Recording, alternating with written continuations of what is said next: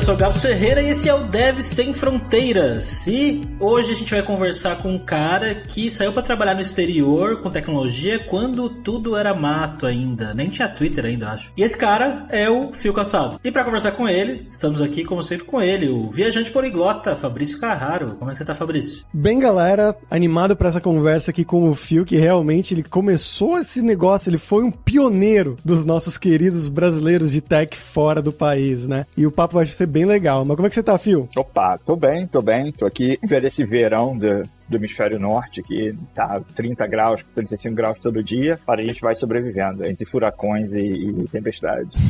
É nóis, cara. Eu tô com aquele ventiladorzinho de mesa, aquele clássico, sabe? É o único jeito de sobreviver aqui. Não é que tá tão quente assim, pelo menos aqui em Barcelona agora, mas é que o meu quarto, eu tô com uma luz na minha frente, é um quarto meio fechado nos fundos, então o escritório, né, o estúdio onde eu uso pra gravar, então não tem circulação de ar. Aí é só com o ventiladorzinho mesmo.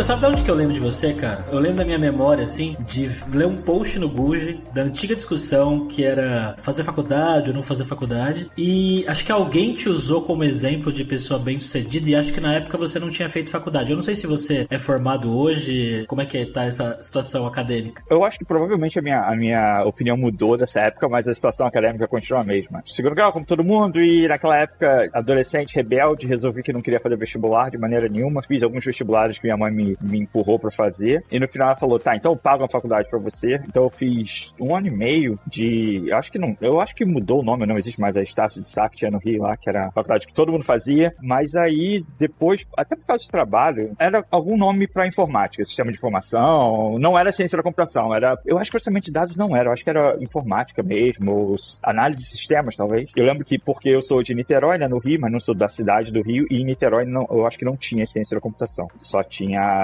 no Rio, então eu fiquei fazendo o sistema de informação, mas fiquei 1 ano, 2 anos, e depois saí, já estava trabalhando há bastante tempo, e ainda não tenho diploma. E eu acho que na época dessa discussão que você está falando disso aí, se eu chutar, deve ser 2004, 2005, eu era provavelmente muito mais arrogante com a importância do diploma, não necessariamente para o seu dia a dia, mas para as coisas que você precisa de um pedaço de papel. Que se você pensar, hoje eu estou agora nos Estados Unidos há algum tempo, eu já morei em alguns países diferentes, mas nos Estados Unidos em específico eu tenho literalmente 200 páginas de evidência sobre a minha capacidade profissional, e toda vez que eu mudei de emprego eu tive que submeter para o departamento de imigração para eles me aceitarem. Se eu tivesse um diploma, 200 páginas talvez virasse 150, 100. Esse é o impacto que não ter um diploma teve até então na minha vida. Então, inclusive, se alguém aí tiver uma faculdade de fundo de quintal, quiser me dar um diploma honorário, tô aceitando. Vai ter a faculdade da Lura aí logo mais, cara. Aí, ó, já vou falar aqui, mandar um SMS pro Paulo, falar, opa, lembra aquele favor que eu fiz pra você em 2004? As discussões do Guji nessa época, elas eram bem mais acaloradas, né? Acho que fórum era diferente, né? O jeito que a gente se comunicava era diferente do que as redes sociais hoje em dia, né? Eu acho que as coisas eram mais longas, né? Você tinha mais tempo de escrever, mas ao mesmo tempo, sinceramente, todos nós éramos muito mais novos. A gente tinha cabeça muito diferente do que tem hoje em dia. Várias pessoas dessa época do Guji, que talvez alguém que vai ouvir isso conheça, o Rodrigo Cumpera, a Fernando Maia, todos eles são meus amigos próximos até hoje, e todo mundo tem a mesma idade, chegando aos 40, vários com filho. A vida mudou muito, acho que a gente tá muito mais tranquilo hoje em dia. E se você tá procurando agressividade na internet, Gabs, é só entrar no Twitter, cara. Mas o meu Twitter é good vibes, eu não vejo as agressividades, não. A não ser o dia que eu falei mal do Neymar no Twitter. Aí eu perdi seguidor, teve gente me xingando, teve os caras falando que eu não era patriota, um cara me bloqueou. Foi pesado, esse dia foi pesado. Foi o dia que o Brasil foi eliminado pela Argentina da Copa América, acho que foi a final, não foi? Foi final. Então, eu falei alguma coisa do Neymar lá, nossa, perderam a cabeça comigo, cara. Mas, Fio, quando que surgiu a oportunidade pra você sair do Brasil a primeira vez? E que foi a primeira, né, pra nunca mais? Isso é engraçado, né? Porque, como eu falei, eu sou de Niterói, eu achei que minha vida toda eu ia morar na minha rua, que minha família toda morava na mesma rua, eu quase comprei um apartamento nessa rua, e daí eu morava no Rio, trabalhava na Globo na época, 2006, 2005. Carlos Vilela, o famoso CV, que também é da galera do Gusto, também meu amigo até hoje, trabalhamos juntos em diversos lugares. Ele foi um dos primeiros, se não o primeiro brasileiro a ser contratado pela TOL Talworks. Ele trabalhava em Londres na época, e foi passar férias no Rio.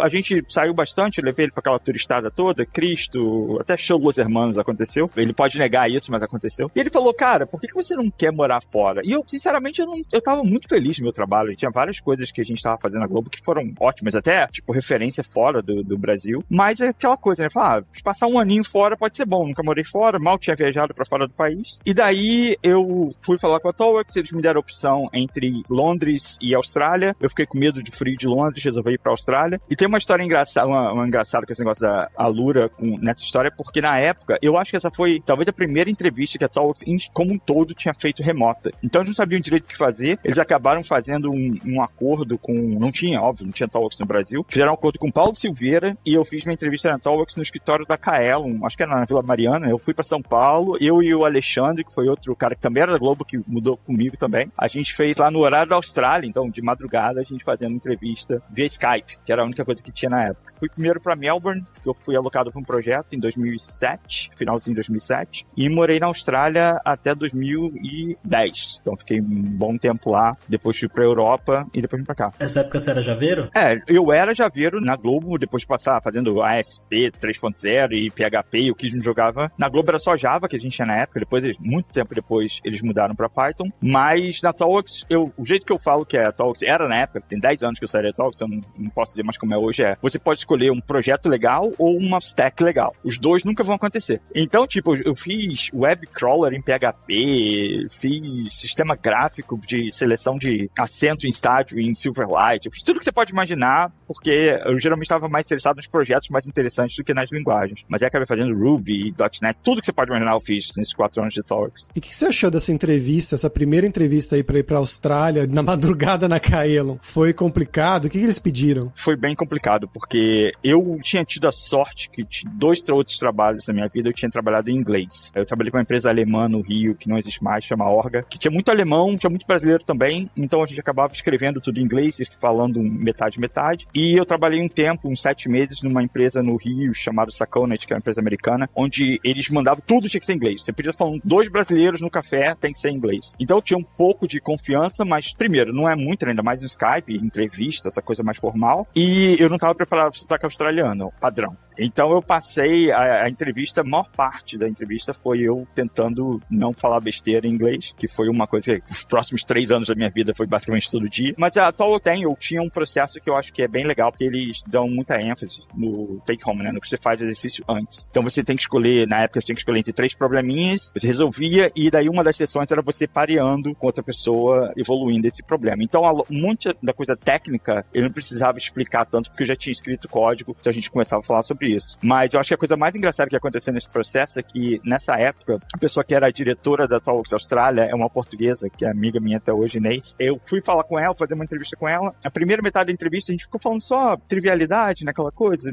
em português. Daí ela falou, tá, agora vamos falar de trabalho. E mudou pra inglês na hora. Eu, ai meu Deus, agora eu já tava tão confortável ali, mas eu acho que esse processo foi tranquilo, porque eles fizeram muito bem, eles tiveram muito carinho, muita calma, entendendo a situação, mas eu fiquei muito, muito nervoso. E quanto tempo você ficou lá, cara, em Melbourne? Em Melbourne eu fiquei um pouco mais de 1 ano, daí eu mudei pra Sydney, aí fiquei o meu resto da Austrália lá, 3 anos em Sydney. Porque em Melbourne meu primeiro projeto foi pra trabalhar na lista telefônica da Austrália, whitepages.com.au, que era um projeto grande da Talworks, e era, tipo, morando em apartamento corporativo, aquela coisa de vida de consultor. Melbourne é uma cidade muito legal, mas não tinha aquela coisa de Rio que eu tava acostumado, e Sydney é muito mais parecido com isso. Então eu acabei mudando pra Sydney, fiquei lá um bom tempo. Amo Sydney, estive lá a última vez, foi em 2017. Se fosse um pouco mais perto, eu consideraria morar lá, mas a distância complica bastante. Eu acho que o pessoal até mais jovem aí não sabe nem o que é lista telefônica.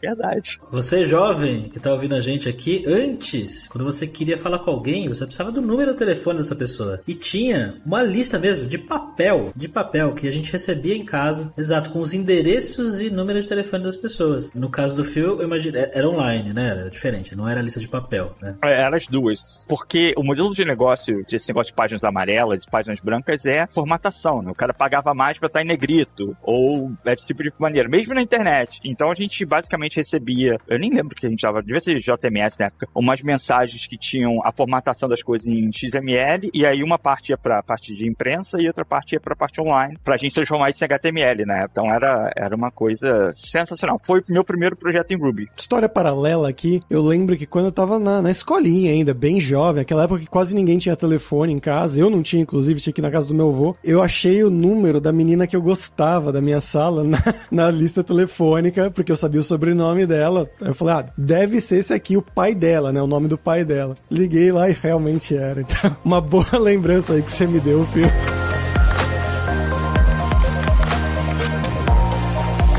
Mas aí, por que você decidiu sair da Austrália, cara? Então, na época, eu fui pra Austrália com minha, então, namorada, a gente morava no Rio, casou, se mudou, e aquela coisa, se separou, queria alguma coisa diferente pra um ano fora. Era tudo o que eu queria. E eu sempre quis muito morar na Alemanha. Desde quando eu morava no Rio, eu sempre achei a língua alemã muito interessante, e eu queria muito aprender e morar um tempo lá. Então, a Talks tinha acabado de abrir um escritório na Alemanha, o primeiro escritório foi em Hamburgo. Eu conheço, já tinha trabalhado com a pessoa que era a pessoa que estava liderando isso. Mandei mensagem pra ele, falei, olha, eu queria muito ir e tal, passar um ano pelo menos. Ele, porra, ótimo, eu tô desesperado procurando gente. Só que como empresa grande é sempre mais complicado do que deveria ser, eles acabaram me mandando pro escritório de Londres com uma impressão que ia ser mais fácil conseguir, primeiro, porque um visto, eu era residente permanente na Austrália, tinha um green card australiano, então era mais fácil eu conseguir um visto pra Londres, porque é tudo parte da mesma Commonwealth. E daí tem um visto de extensão que é super obscuro, chama Wandererst Visa, onde você está num país da União Europeia,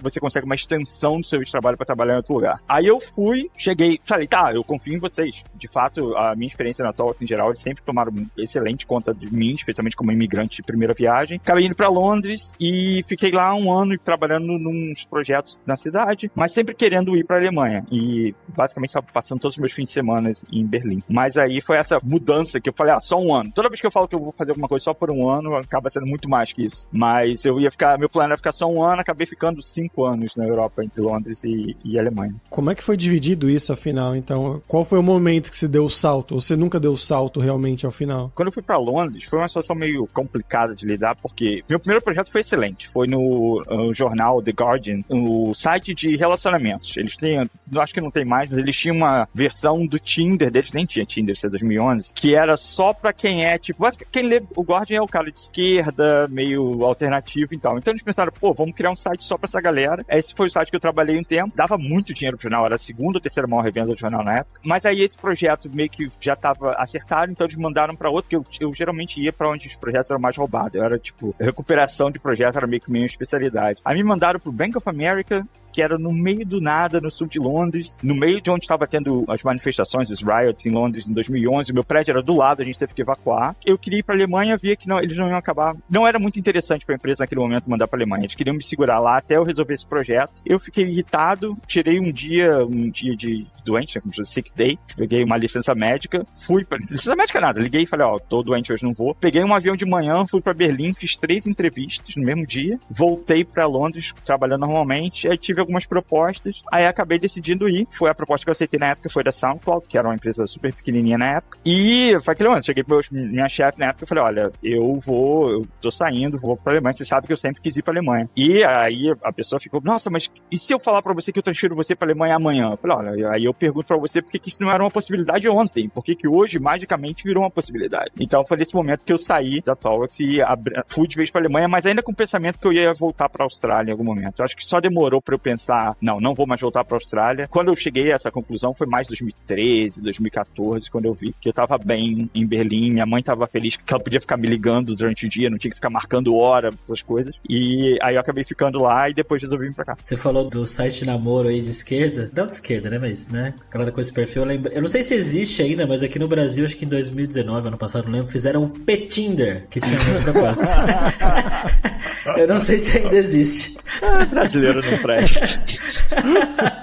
Então, Phil, e como é que foi essa mudança final, né, de você sair das praias maravilhosas lá de Sydney pra ir pro frio, chuva de Londres, frio de Berlim, né, na Alemanha? Foi complicado. Londres é uma cidade que eu amo, sempre que eu tenho oportunidade eu vou, mas eu acho que eu nunca mais quero morar lá. E tipo, até onde eu morava, Nova York é uma cidade cara, mas Londres é o tipo de cidade, você não consegue morar em Londres, tem que morar meio longe. Aí o trem para de circular às 10 da noite, tem que, sei lá, pegar um trem da madrugada que só tem uma a cada hora, esse tipo de coisa. mesmo como programador, com um salário que geralmente é acima da média. Mesmo com o salário de programador. Cara, eu vou dizer mais.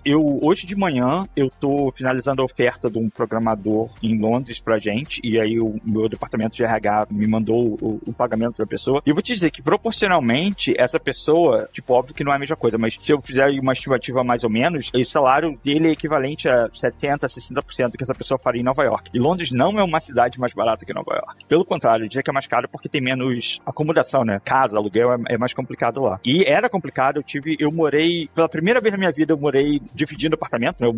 Arrumei um apartamento no centro de Londres, fui conhecer as pessoas que moraram, 3 pessoas. Daí me mudei pra lá, quando eu vi, não eram exatamente 3 pessoas, e cada uma tinha um namorado, namorada, não sei o quê. Então eu morei numa casa com 3 quartos e 7 pessoas por 6 meses, pagando, eu acho que eu pagava 300 pounds por semana de aluguel pra morar numa situação dessa, que eu não podia nem ficar em casa direito. E depois eu fui morar com os amigos um pouco mais longe, com uma situação melhor, mas foi muito complicada essa mudança nesse sentido. Eu acho que é uma cidade a qualidade de vida que você tem pelo seu dinheiro, eu acho complicado em Londres. E a parte do frio, eu fiquei lá, a maioria do tempo foi o verão, então não tava tão ruim. Pelo contrário, essa é uma coisa que eu aprendi até na Austrália. Eu lembro, eu cheguei lá em setembro, então quando começou a ficar mais quente, começou o verão, todo mundo ficou tão feliz, eu não entendi, né? Porque eu sou do Rio, o Rio só tem 2 estações, é verão e inferno, e o verão não só aparece uma vez por ano só. Então as pessoas ficavam felizes com o sol e eu não entendia, mas depois de morar um tempo fora, você vê que o verão no hemisfério norte ou em qualquer lugar frio é a melhor coisa do mundo, porque tá todo mundo feliz, tá todo mundo fazendo coisas. A única coisa que é difícil é trabalhar, mas o resto todo mundo faz. Essa mudança foi interessante. E na Alemanha foi mais... Berlim é uma cidade mais complicada em termos de clima e temperatura, e não tem muito o que fazer, mas o verão também era bom. Em Berlim tem acho que 150 lagos diferentes, então por mais que não tenha mar, você sempre tem uma praia de lago pra ir, fazer andar de canoa, esse tipo de coisa, tem bastante por lá.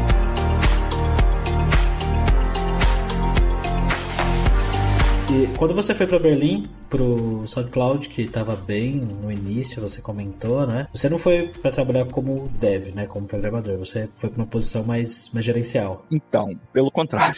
Quando eu tava na Globo, eu tomava conta do time que a gente chamava de Web Media, que eu nem sei como é que chamou, deve ser o Globoplay hoje em dia. E eu cheguei a um ponto na minha carreira que eu queria não ser mais gerente, porque eu achei que eu não tinha muito referencial, eu não tinha trabalhado com outro gerente com quem eu pudesse emular, aprender, esse tipo de coisa. Quando eu fui pra Talks, eu entrei, um dos motivos foi eu não queria ser gerente. Acabou que, por uma maneira ou de outra, pelo tipo de projeto que eu lidava, eu acabei gerenciando um monte de projetos. Fiquei lá um tempo e tal. Então, meio que enchi o saco, queria voltar a trabalhar em código só. Então, quando eu fui pra SoundCloud e todas as outras empresas que eu entrevistei, foi exatamente back-end developer. Não tinha nada de gerência. Na SoundCloud deu 6 meses. Você sabe, você tem um pouco mais de experiência, entra uma empresa bagunçada, você começa a acertar as coisas. Aí eu virei na época eu era o gerente do time de app, que a gente chamava Web Team, e eventualmente virei o diretor de toda a parte de Product Engineering. Então tudo que não era infraestrutura respondia pra mim. Acho que chegou a ter uns 120 desenvolvedores na época. Mas foi mais acidental do que proposital nessa época. Os times que você trabalhou, era mais a galera local mesmo, tipo na Austrália, australianos? Era metade, principalmente na Austrália, na verdade. Em Londres tinha muito inglês e as pessoas, até quem não era de Londres, era da Inglaterra, na maioria das vezes. Ou era imigrante pra Inglaterra, mas que não tinha vindo por causa da Talks, só por um acaso estava lá. Mas na Austrália tinha muita gente que ia pra passar um ano, porque é um lugar excelente pra você passar uma temporada da sua vida, acabar ficando e tal. Então na Austrália tinha uma diversidade muito maior, muito menos australiano proporcionalmente, gente do mundo todo. E em Londres tinha mais gente lá, mas na Austrália tinha mais gente de tudo quanto é lugar do mundo. E como é que foi isso de trabalhar com a galera de outras culturas, né? Você como um carioca ali, sei lá. Rapaz, eu vou dizer que eu falei desse projeto da lista telefônica, e na Talks geralmente a gente trabalha pareando o tempo todo, né? Que é uma coisa que, sinceramente, não é uma coisa favorita, porque eu acabo super cansado no final do dia se eu fico pareando o dia inteiro. Mas meu primeiro mês, por um acaso, eu tava pareando com um cara só, que por um acaso era australiano, chamava Simon, e eu vou dizer que pelo primeiro mês eu não entendi nada do que ele falou. Ele apontava pra tela, grunhinha, eu fazia que sim, ia embora, tentava entender pelo contexto e tal. Depois de um tempo eu me senti melhor, porque eu reparei que as pessoas, até alguns australianos também não entendiam ele, porque ele era do meio do nada, ele não era de Melbourne, era num bairro próximo, uma cidadezinha próxima, mas a mudança cultural foi uma coisa muito interessante, até porque, por exemplo, eu sou do Rio, no Rio palavrão é vírgula, né, e eu imediatamente transferi isso para inglês, e chegou momento de gente falar pra mim, meu, por que você tá irritado? O que tá acontecendo? Por que você tá falando tanto palavrão? O que é engraçado, que agora em Nova York é igual ao Rio, todas as expressões têm algum palavrão, eu entrevistei gente aqui que fala palavrão durante a entrevista, e tipo, nada acontece, mas teve essa coisa dessa mudança maior, e sinceramente eu acho que, como eu imagino que pessoas ouvindo esse podcast têm algum desejo ou vontade de mudar, ou estão cogitando a possibilidade, uma coisa que é complicada é quando você muda com família. Na época era só eu e minha ex-esposa, que era professora de história e fazia faculdade de jornalismo no Rio, e a adaptação dela foi muito difícil. Ela falava inglês perfeito, o inglês dela era melhor que o meu, mas pra ela mudar, pra se achar na Austrália, demorou um tempo. E a Austrália, diferente, por exemplo, daqui dos Estados Unidos, você pode trabalhar, pelo menos o visto que eu tinha, pode ser que tenha mudado, a sua família toda pode trabalhar, não tem restrição nenhuma. Aqui nos Estados Unidos, dependendo do seu visto, muito provavelmente o seu parceiro não vai poder trabalhar, que cria outros tipos de problemas. Mas mesmo podendo trabalhar, é complicado ela reinventar a vida dela num país novo, enquanto você tá super ocupado, trabalhando o dia inteiro, cansado. Essa foi, acho que, o maior choque que a gente teve de sair da nossa bolha. A mudança do dia a dia em si, eu acho que uma coisa engraçada que é clássico pro problema de brasileiro foi eu e ela fomos convidados para a nossa primeira festa, ficamos super empolgados, cacete, vamos pra essa festa, finalmente um churrasco, alguma coisa, vamos conhecer gente. E era um sábado, daí de manhã a gente foi no mercado, fez um monte de coisa pela casa, almoçou, aí de tarde fomos pra festa, a pessoa abriu a porta e falou, mas o que vocês estão... Oi, o que houve? Não, a gente veio pra festa. Então, a festa acabou tem 1 hora. Como assim a festa acabou? Não é o tipo de coisa que a gente tem no Rio, especialmente. Então, a atenção ao horário, que na Austrália, sinceramente, nem é tanto assim, mas é porque a gente brasileiro é muito relaxado com isso. Foi uma das coisas mais marcantes da minha memória. E a frustração do dia a dia, né? Outra experiência que eu tive, que eu lembro que foi aquele momento que você quase chora como imigrante, eu tava numa praça de alimentação, tinha uma nota de $20, eu queria trocar pra ter, 4 notas de 5. Fui no caixa e eu tô falando com a menina no caixa e eu não sei falar isso em inglês. Vocabulário que ninguém nunca me ensinou em lugar nenhum. E eu tô tentando explicar e acabo saindo, frustrado e aquela sensação ruim, assim, nossa, eu tô num lugar onde eu não consigo me expressar, não consigo me comunicar. Essas foram acho que as coisas mais traumáticas na experiência mudando pra fora. E também depende da cultura, né? Na Austrália, eu acho que foi por aí.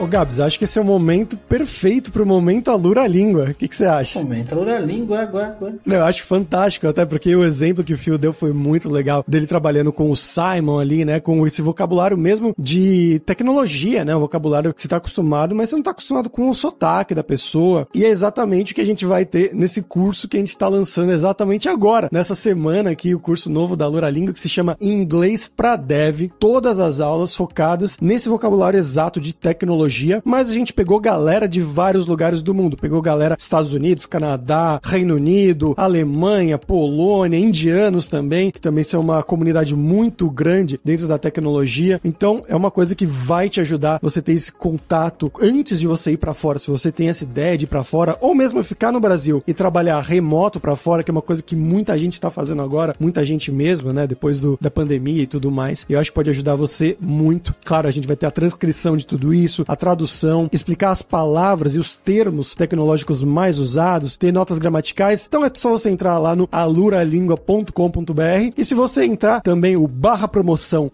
/Dev Sem Fronteiras, você vai ter 10% de desconto. Olha, eu vou dizer que uma das coisas eu acho que mais importantes numa iniciativa dessa é que boa parte do que eu aprendi antes de sair do Brasil, eu aprendi lendo, né? Até porque era difícil entender uma palestra e não tinha tanto no YouTube essas coisas na época. E eu vou dizer que até eu aprendi como as pessoas falam o nome das coisas, que você aprende lendo, você fala uma coisa na sua cabeça. É fácil. No Brasil, você pergunta pra alguém qual é aquela linguagem de programação do Rails, você vai ouvir 14 maneiras diferentes de falar a mesma palavra, e provavelmente nenhuma tá certa, e pede pra alguém falar Kubernetes. 14 mil maneiras diferentes, então essa parte do jargão, de fato, é extremamente importante. E uma coisa nessa parte de língua, ainda dentro desse escopo, é que uma coisa importante que a gente, como brasileiro, acho que tem mais problema que outros, é que sotaque não é importante. Todo mundo tem sotaque. Na verdade, você não não ter sotaque é estranho, mas se você expressar os fonemas direito, fazer outra pessoa entender, é a única coisa que importa. O seu sotaque é parte da sua característica cultural. E a galera de fora geralmente até gosta de sotaque, né? Acha bonitinho, acha charmoso. Já peguei gente assim.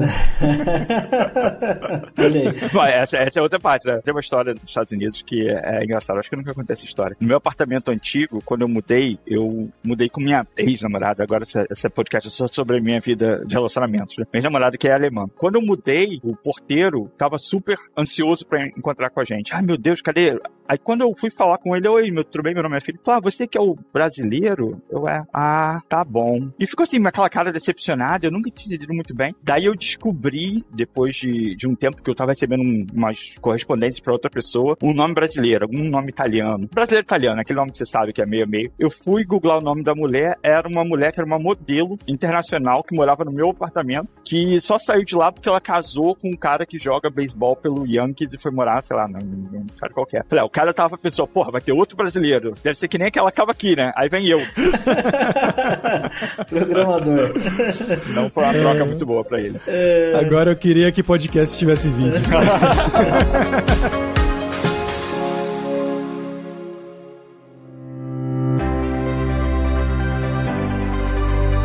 Mas, cara, voltando lá pra Alemanha, quando você foi pra Berlim pra trampar no SoundCloud, você comentou que era super pequeno e tal. O que você foi fazer, cara? E como que foi trabalhar numa empresa que se tornou gigante? Hoje não tem mais, né? Tem SoundCloud ainda? Eu nem sei. Tem. Nossa, SoundCloud, não sei se eles fazem dinheiro, porque na minha época nunca fizeram, mas que ainda é enorme. Na época que eu entrei, eu gosto muito de música, né? Mas eu não sou músico, não produzo nada, e eu acho que eu era a única pessoa, das, sei lá, 40 pessoas que a gente tinha, que de fato não tocava música, não tinha banda, não tinha nada desse tipo. E eu entrei e falei, uma aplicação normal, como outra qualquer, um monolito Rails, esse tipo de coisa. E uma coisa interessante é que eu entrei na SoundCloud, acho que a gente tinha 5 milhões de usuários, eu saí, a gente tinha 250 milhões de usuários ativos, não de contas. A cada mês, alguma coisa quebrava. E essa foi uma coisa interessante, porque todo o meu conhecimento e experiência em engenharia de software era por água abaixo todo dia. Porque, vou aqui refatorar, esse modelo tá perfeito, o código tá legível. Não importa, você, sei lá, tá usando muita rede e vai saturar a placa de rede, vai cair tudo. Esse é o tipo de coisa que a gente tinha problema o dia inteiro. A gente deu sorte porque eu lembro que quando eu trabalhava na Globo, não tinha muita literatura ou coisa do tipo sobre como escalar a aplicação. O que a Globo fazia muito era mandar a pessoa pra conferência, nos Estados Unidos principalmente. A gente chamava na época de Globo Tour, não sei se vocês ainda chamam lá, que tu ia, comprava um PlayStation e ia pra conferência, aquele esquema de sempre. E a gente basicamente ia pro bar tentar conversar com alguém que trabalhava no Yahoo, no MySpace, no Tumblr, pra tentar entender como é que essas pessoas evoluíam a arquitetura delas. E nessa época que eu tava na SoundCloud, já tinha muito mais, tinha essas conferências tipo que o QCon já existia, tinha muito mais exemplos de Netflix, das outras coisas que a gente conseguia copiar e adotar. Mas essa, sinceramente, foi a fase mais interessante da minha carreira, porque toda semana alguma coisa quebrava e não era por, sei lá, um bug, alguma coisa do tipo, era por excesso de uso e coisas do tipo. E na época, por mais que fosse melhor que antes, não existia, por exemplo, Docker. A gente teve que criar o nosso próprio formato de Docker, a gente teve que criar o nosso próprio equivalente a Kubernetes, várias coisas que hoje em dia são fáceis de usar, a gente não tinha acesso. A gente não tinha cloud porque nossos servidores tinham que rodar na Europa e na época a Amazon não tinha data center na Europa, então a gente rodava tudo num data center em Amsterdã, nós mesmos. Foi uma aventura muito interessante. E aí, em algum momento, depois desses 4, 5 anos que você falou, né, que você ficou na Europa, você decidiu ir pra Nova York, pra Grande Maçã. Por quê? Como que isso aconteceu? Foi uma situação interessante. Teve um momento que acontece com todo mundo quando trabalha numa empresa por algum tempo, você fala, eu não tô gostando da maneira que a empresa tá indo, eu quero uma coisa diferente. E eu não tinha exatamente um objetivo específico. Então eu coloquei no Twitter, falei, olha, tô procurando emprego, se alguém souber de alguma coisa, me fala aí. E acabei falando com um monte de gente de lugar diferente, inclusive com aquela ideia ainda de talvez voltar pra Austrália. Então eu tava falando, por exemplo, com a Atlassian, cheguei a receber uma proposta da Atlassian, que eu tava considerando, de fato, ir, até que eu falei com minha mãe que é uma santa, a pessoa mais tranquila do mundo, nunca reclama de nada, e fala, meu filho, de uma coisa, eu sei que você vai ser feliz onde é que você for, mas por favor, não vá pra Austrália, porque eu gosto muito de poder falar com você durante o dia e não ter essa coisa de falar, tá bom, faz sentido. Daí, alguma das propostas que eu tinha recebido era aqui em Nova York, e eu conhecia Nova York, eu tinha um escritório de engenheiros trabalhando pra mim na SoundCloud aqui, eu abri um escritório de engenharia aqui, então eu passava uma semana a cada 3 meses aqui, e eu gostei muito da cidade, então eu vim pra fazer algumas entrevistas, fiz entrevistas com o New York Times, onde tinha um monte de gente que veio da Globo na época, ainda tem um monte de brasileiro lá. Fiz entrevista com algumas empresas menores e com uma empresa chamada DigitalOcean, que é o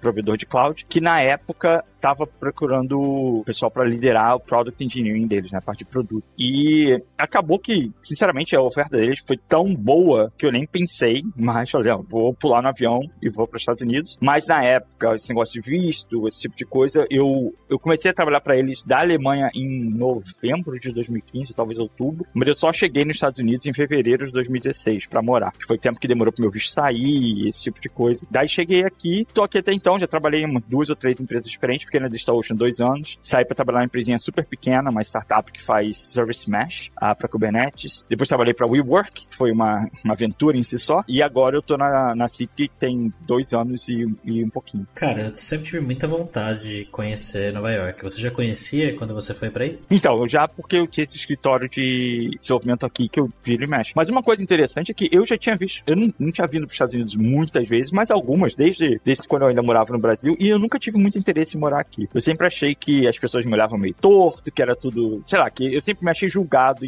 a todo momento quando eu andava. Eu lembro, minha primeira experiência nos Estados Unidos foi em Chicago. Para comprar um café na Starbucks foi uma experiência tão ruim que eu fiquei, não quero morar nesse lugar. E São Francisco, Chicago, Atlanta, essas cidades que eu conhecia nunca me fizeram muita cabeça. Até que eu vim para Nova York e eu vi que aqui as pessoas falam muito de Nova York, mas o que acontece com as pessoas aqui é ninguém liga para você desde que você não esteja atrapalhando eles. Ninguém quer saber de onde você é, nada. Só não fique no meu caminho, não me atrapalhe, e as pessoas vão te ignorar e vão te tratar como qualquer outras pessoas. É uma postura nova-iorquina que é um pouco arrogante, mas que pra mim funciona muito bem, porque eu me sinto que você não gosta de mim da mesma maneira que você não gosta de ninguém. Não é que eu não sou especial nesse sentido, e como imigrante eu valorizo bastante. E se você pensar, especialmente, por exemplo, na minha experiência na Alemanha, Berlim é uma cidade muito interessante, porque em Berlim você tem camadas. Você tem a camada do povo que é expatriado, né, tipo eu, como tava lá, que não fala alemão. Você tem uma outra camada das pessoas que são expatriadas e falam alemão. Você tem a camada dos alemães que não são de Berlim, e você tem as camadas de quem é de Berlim. E esses grupos não tem muito problema. A minha ex-namorada, que eu tava mencionando, ela é alemã, mas não é de Berlim. Tinha coisas que ela não fazia parte, né? Era bem segmentada. Até os amigos dela que eram de Berlim, o tipo de coisa que eles faziam com ela, ou a relação que eles tinham com ela é diferente de quando você é de lá. Em Nova York não tem muito disso. Em Nova York, quase ninguém que é daqui, as pessoas vêm de algum outro lugar, e você acaba, é muito fácil você participar dos círculos, qualquer que sejam. Eu tenho sorte que eu voltei a fazer jiu-jitsu aqui. Jiu-jitsu em Nova York é bem grande. Tem um monte de brasileiro, minha academia é o dono, meu professor são brasileiros, mas tem muito gringo, e eu acabo tendo acesso a muita gente que não é de tecnologia. Então, meus amigos são advogados, contador, trabalham em bar, trabalham em tudo quanto é tipo de coisa, que é mais como funcionam as coisas por aqui. E o que você tá fazendo aí hoje, cara? Qual que é o seu trabalho no dia a dia? Hoje em dia eu trabalho como líder da plataforma, né, que cada empresa chama plataforma um negócio diferente. No nosso caso, é basicamente a parte de infraestrutura, ferramentas de desenvolvimento, framework interno, arquitetura, na SeatGeek, que é uma empresa que não tem no Brasil ainda, apesar que a gente tem 2 pessoas da SeatGeek que trabalham do Brasil, mas a gente faz ticketing, né? A gente cuida da bilheteria de vários estádios, teatros, esse tipo de coisa. Por exemplo, se você for ver aqui nos Estados Unidos, ver Book of Mormon,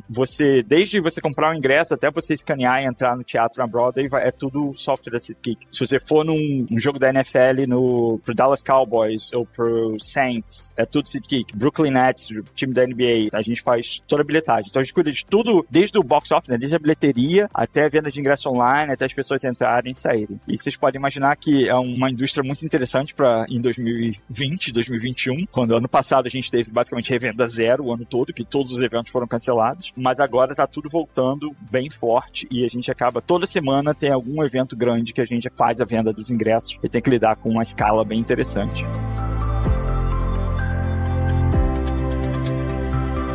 E da parte da cidade mesmo, né, que você falou sobre o preço, a diferença, que aí é basicamente mais ou menos, né, o mesmo preço que Londres e tudo mais. Então seria a segunda cidade mais cara que você já morou? Essa pergunta é interessante. Eu chutaria que sim, porque Berlim é muito barato, muito barato. Eu lembro que o que eu pagava em Londres por semana pra morar num quarto, eu pagava em Berlim por mês, bom, isso foi em 2011 também, e um mês pra morar num apartamento de um quarto, então tipo, era uma coisa muito diferente. Sydney é cara, mas não é tão cara, mas aqui aqui em Nova York, uma coisa que eu recomendo pra qualquer pessoa que muda pra qualquer lugar, o seu primeiro ano não se preocupa muito com achar a casa perfeita. Mora no lugar que seja mais conveniente pra você entender melhor como a cidade funciona, o que você gosta, o que você não gosta, onde você quer morar. Então, o meu primeiro apartamento aqui foi, pra quem conhece Nova York, de frente pra Union Square, que é bem no centro de Manhattan, é um lugar, uma localização excelente, mas eu pagava uma fortuna por um apartamento de um quarto. Eu acabei morando lá até o verão do ano passado, até 12 meses atrás, quando esse negócio da pandemia veio forte. Minha namorada, ela trabalhava no Google por 10 anos e ela acabou mudando recentemente pro Shopify. O Shopify decidiu todo mundo virar remoto, então ela não tem escritório, o time dela tá todo no Canadá. E eu tô trabalhando de casa, o meu escritório tá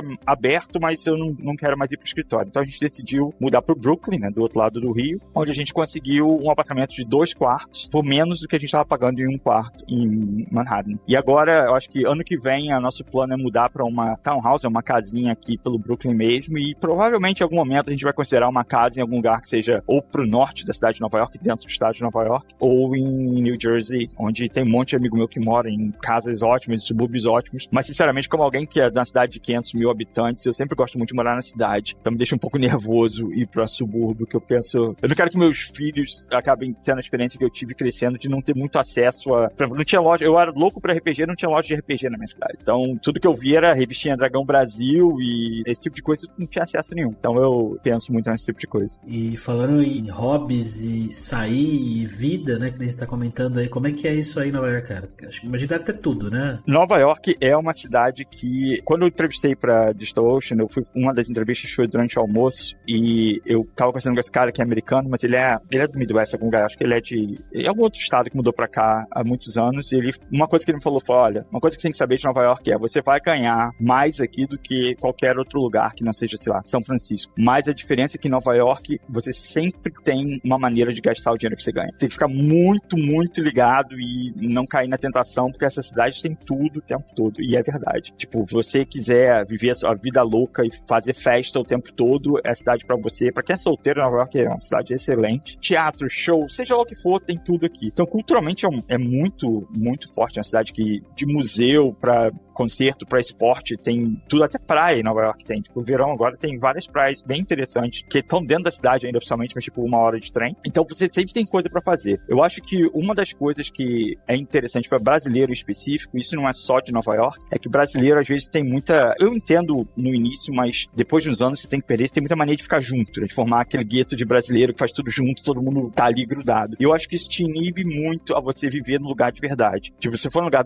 aqui perto não tem muito, mas no Queens, principalmente em Nova York, você tem comunidade de gente que mal fala inglês, porque eles só vivem entre brasileiros, só fazem tudo. E tem isso de outras pessoas de outras nacionalidades também. Mas me preocupa, especialmente para as pessoas que querem, tipo, passar só um ano ou não querem mudar de vez para um lugar. Você não vai viver o lugar direito se você não abrir mais as asas e se meter a cara um pouco mais. Mas em termos de cultura, eu nunca vi um lugar como Nova York em termos de o que você quiser a qualquer momento, comida, show, você acha em algum lugar aqui. Pode ser caro, mas você vai achar. O que você costuma fazer, cara? O que eu costumo fazer? Hoje em dia, trabalho o dia inteiro, vou pro jiu-jitsu de noite, bar e show. Casado, né? Não tem mais aquele negócio do oba-oba. Mas quando eu morava na cidade, 2, 3 vezes por semana, era em algum clube, alguma coisa por ali pela cidade mesmo. Mas o que eu faço mais agora é concerto. Tipo, eu já tô agora que tava vendo, antes de falar com vocês, um Airbnb, vai ter um show da minha banda favorita desde sempre, Pearl Jam, porque eu sou velho. Vai ter Pearl Jam e Smashing Pumpkins em Nova Jersey, aqui pertinho. Essa é a parte boa de trabalhar com ingresso, né? Eu acabei arrumando um ingresso barato, já tô vendo um Airbnb pra ficar lá a semana toda no festival, vai ser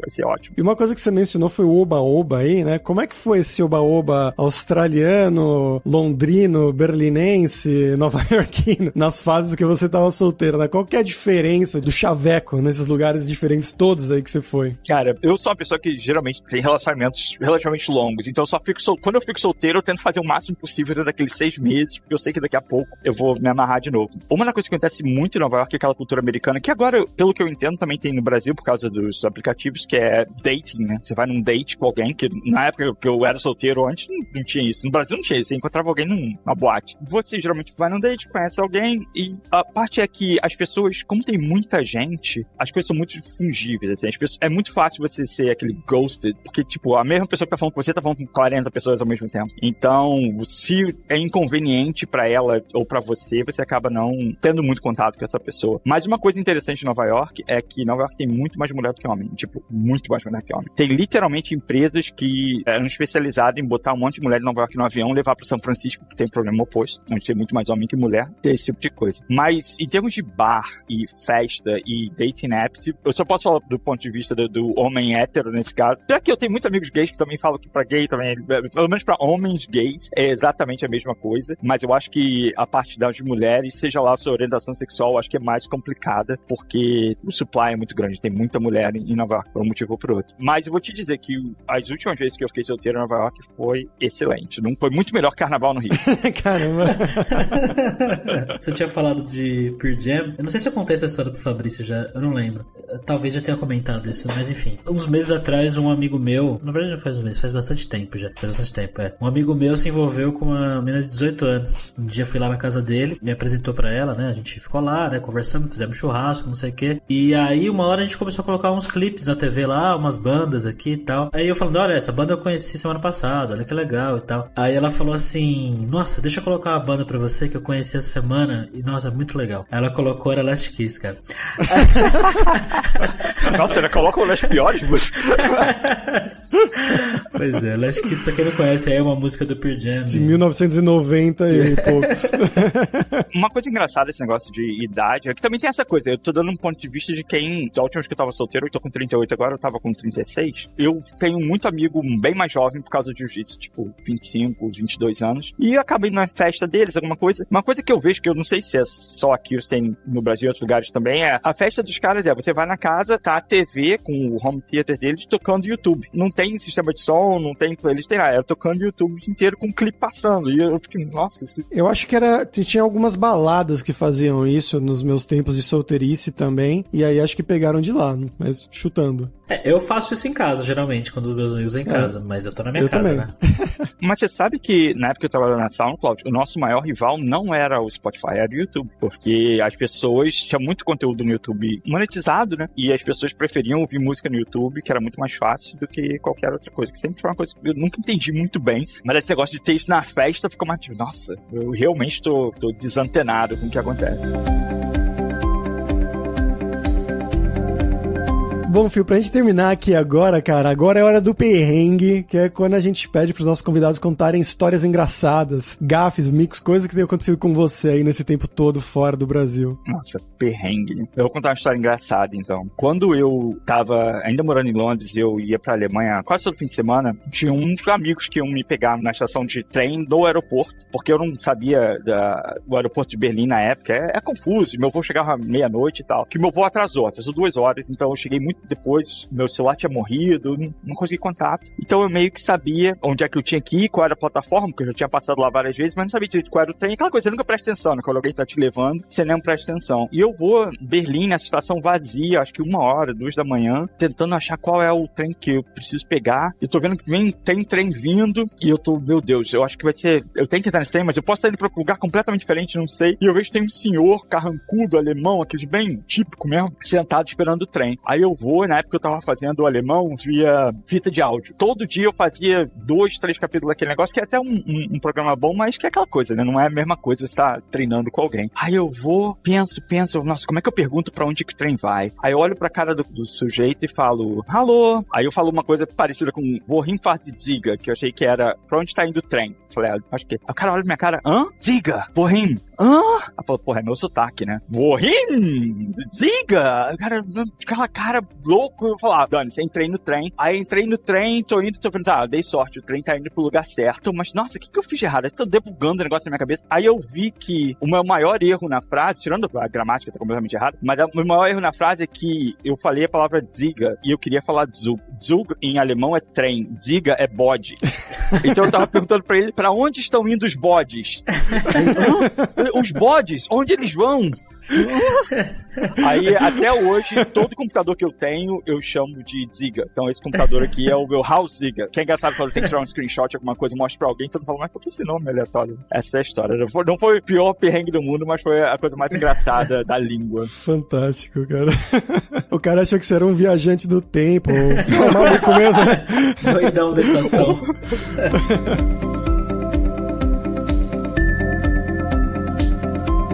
Phil, você quer divulgar alguma coisa sua? Não sei se vocês contratam devs de fora aí, brasileiros, de repente estão ouvindo a gente agora. A gente contrata dev de fora, pode procurar Seeking Jobs, porque eu falei, tem 2 pessoas trabalhando do Brasil, tem vários brasileiros, deve ter uns 5 brasileiros, algumas pessoas com quem eu já trabalhei antes. A gente trabalha remoto, tem programa de patrocínio de visto, né? Mas você sabe que os Estados Unidos é sempre um pouco mais complicado, mas a gente faz também, mas geralmente a gente, agora como tá todo mundo remoto, a gente trabalhar remoto do Brasil é uma coisa que tem funcionado bastante pra gente. E eu tô no Twitter, acho que vai estar o link aí, PKCado PTBR, que é minha conta em português, e sempre mais que feliz de falar com as pessoas, interagir, conversar um pouco. Eu tô tentando, como eu tava falando, eu tô tentando entender um pouco mais sobre a cultura de desenvolvimento no Brasil hoje em dia, que eu saí há tanto tempo atrás, eu acho que parece que aquela pessoa que saiu da cidade natal, passou um tempo fora e depois volta e fala, nossa, tá tudo diferente, tem um shopping aqui, o que aconteceu? É como eu tô me sentindo interagindo com a comunidade brasileira hoje em dia, então tenho sempre bastante interesse em estar conversando, interagindo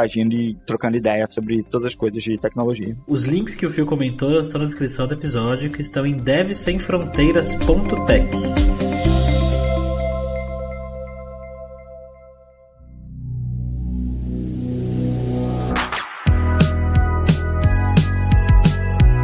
Bom, pessoal, por hoje é isso. Thank you very much pela sua audiência. E se você gosta do Devs Sem Fronteiras, recomende para 5 amigos. Dá 5 estrelas lá na Apple para ajudar a gente, para nossa comunidade crescer sempre cada vez mais. E não deixe de conhecer a Lura-Língua para você reforçar o seu inglês e seu espanhol e dar aquela força, tanto no seu currículo quanto na sua vida profissional. Algo muito destacado pelo Phil durante a nossa entrevista, né, da importância do inglês. E essa novidade que a gente está tendo agora, lançamento essa semana do curso Inglês para Devs, que a gente vai focar principalmente no vocabulário técnico, nas estruturas, tudo relacionado à carreira de um desenvolvedor. Então você vai ter simulação de reunião de trabalho, simulação de entrevista, também apresentações, né, coisas para aumentar o seu vocabulário da área de TI, de desenvolvimento e tudo relacionado a isso, também com diferentes sotaques, né? Então vai ter gente falando inglês dos Estados Unidos, do Canadá, da Inglaterra, da Índia, estrangeiros falando inglês, né, da Alemanha, da Polônia. Então vai ter um pouquinho de tudo, vai te ajudar. E só lembrando que o ouvinte do Devs Sem Fronteiras tem 10% de desconto em todos os planos. Então vai lá em aluralingua.com.br/promoção/Devs Sem Fronteiras e comece a estudar com a gente hoje mesmo. Além também, é claro, da alura.com.br, que tem mais de 1.200 cursos de tecnologia, principalmente na área de programação, é claro, né? Focado muito em você que é um dev, que quer ser um dev no futuro também. E também tem curso de como você criar o seu currículo em inglês ou em espanhol para mandar pro exterior. Então com certeza vai ter o curso para você. E pessoal, se você curtiu as músicas aqui de abertura, de fechamento, você quer uma trilha original pro seu podcast, pro seu vídeo, seja lá o que for, pode contatar o nosso Rick produtor. O e-mail dele é producer.rickster, rickster@gmail.com. Mas bom, pessoal, até a próxima quarta-feira com uma nova aventura em um novo país. Tchau, tchau!